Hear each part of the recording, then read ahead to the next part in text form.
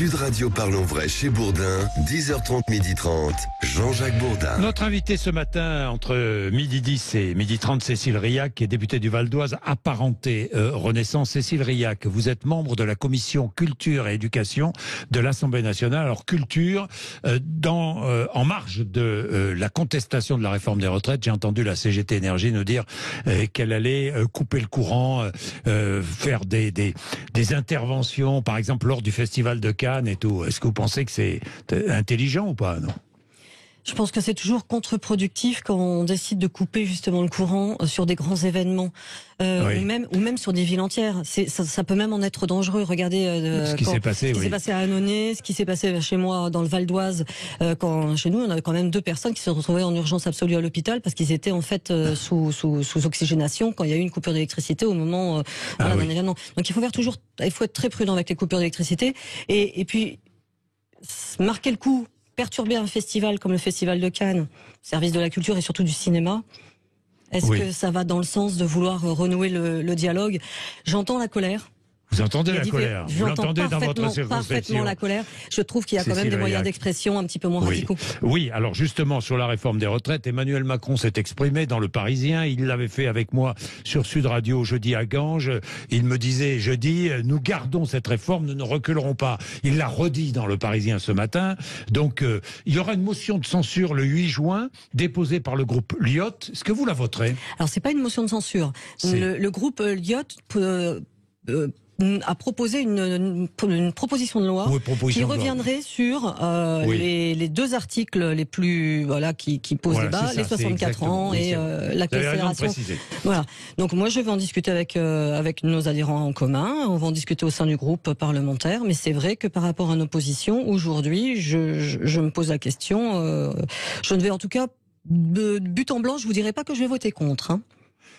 C'est important ce que vous dites, Cécile Riac. C'est-à-dire que le 8 juin, vous pouvez voter pour la suppression de ces 2 articles. Je peux m'abstenir ou voter pour la suppression de ces 2 articles, d'autant plus que, on fera un petit aparté sur la réforme des retraites, mais le Conseil constitutionnel a quand même censuré des mesures qui étaient les plus sociales de ce texte. Donc là, aujourd'hui, on a un texte qui est réellement que budgétaire. Qui ne vous convient pas. Et donc moi, je continue... Ce texte ne vous convient pas? Ce texte ne me convient pas parce que derrière, on doit aussi avoir un travail avec les partenaires sociaux sur le travail.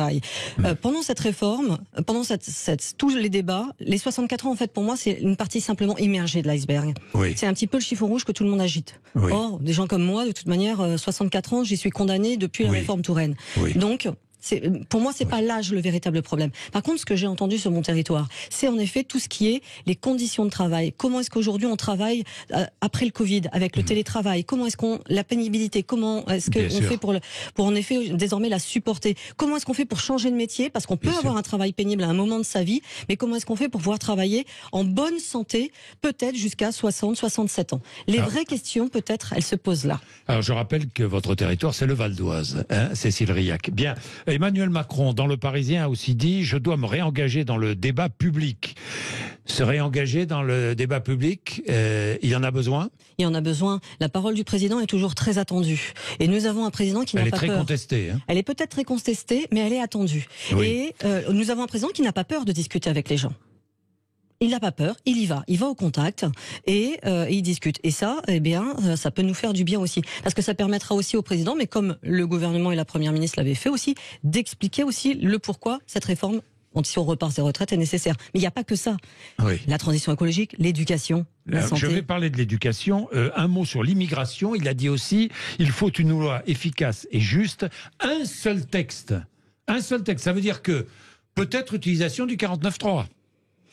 Sur le projet de loi immigration. Mais tout dépend, en fait, tout dépend de ce que va contenir ce texte. Si en effet il y a un texte équilibré avec une partie justement sur le travail, sur l'intégration, parce que nous avons besoin d'une immigration aussi. Je vous rappelle qu'il y a une immigration du travail, bien entendu. Et après, comme l'ont toujours dit, que ce soit le ministre de l'Intérieur, que ce soit le président ou la première ministre, après il y a cette lutte contre l'immigration illégale. Et comment est-ce qu'on fait pour bien gérer les 2 sujets? Eh bien, à propos d'immigration et à propos d'immigration travail, nous serons encore une fois avec Gérald Darmanin, première semaine de mai, après le 9 mai. Je pense que ce sera cette semaine-là. Il sera avec moi pendant 1 heure pour répondre aux auditeurs. L'éducation, jeudi à Ganges, nous y étions. Le président de la République a annoncé des revalorisations pour le personnel de l'éducation nationale. Alors, je voudrais entrer un peu dans les détails parce que on n'a pas tout compris. D'abord, les augmentations, premières augmentations qui sont des augmentations générales de 100 à 230 euros par mois.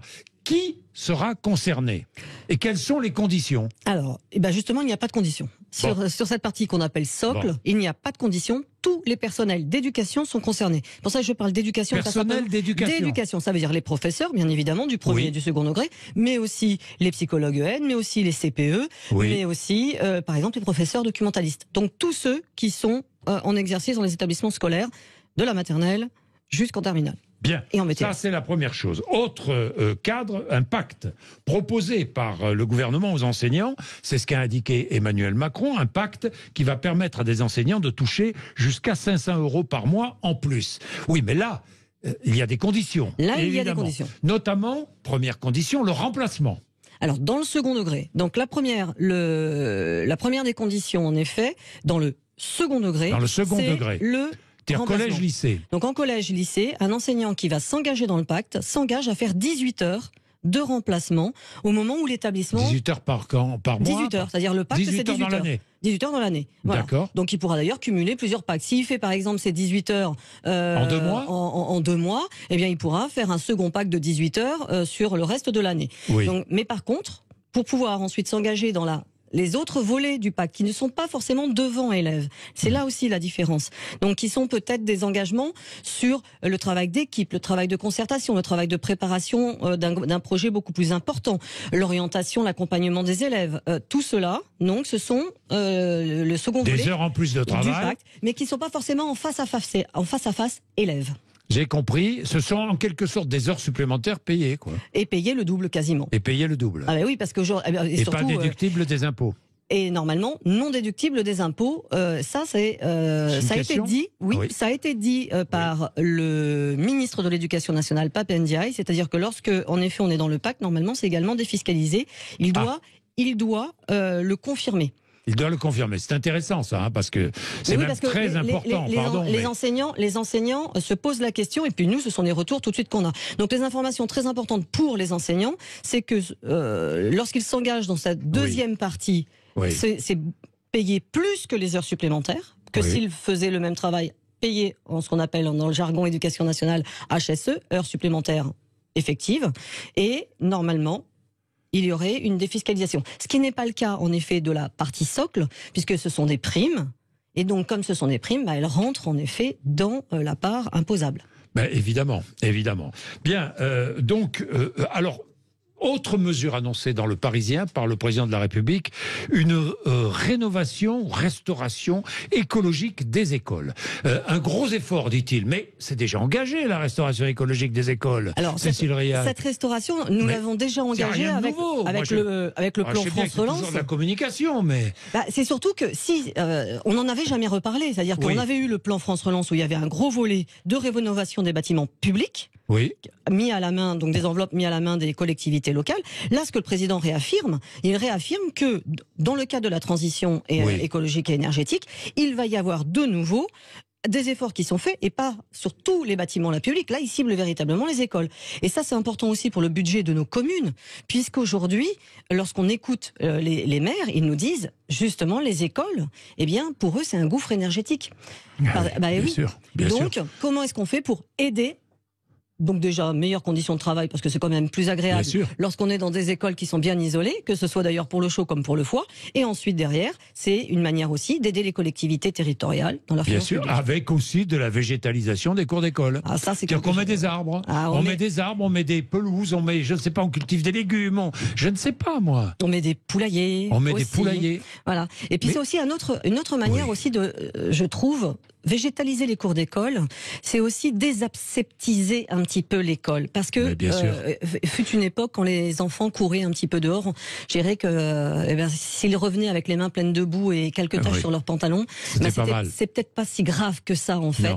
Mais si justement ça permet aux enfants d'aller toucher des feuilles, d'aller voir que il existe des insectes, qu'il y a des papillons qui volent, et puis qu'il y a des arbres différents, pourquoi pas? Oui, et puis ça leur apprend. Et puis dans le cadre de la transition, et dans le cadre de la transition énergétique, très important, une cour d'école végétalisée, c'est de l'ombre. C'est de l'ombre aussi, et avec les périodes de chaleur que nous connaissons, ça permet aussi peut-être de mieux climatiser naturellement nos cours d'école. Merci Cécile Riac d'être venue nous voir. Je vous remercie. En commun, vous êtes combien? 4 députés dans le groupe. On est aujourd'hui 4 parlementaires. Avec Barbara Pompili comme chef de file. Mireille Clapeau et Stella Dupont. Voilà, j'aimerais bien la voir venir d'ailleurs. Barbara Pompili, vous pouvez lui transmettre le message.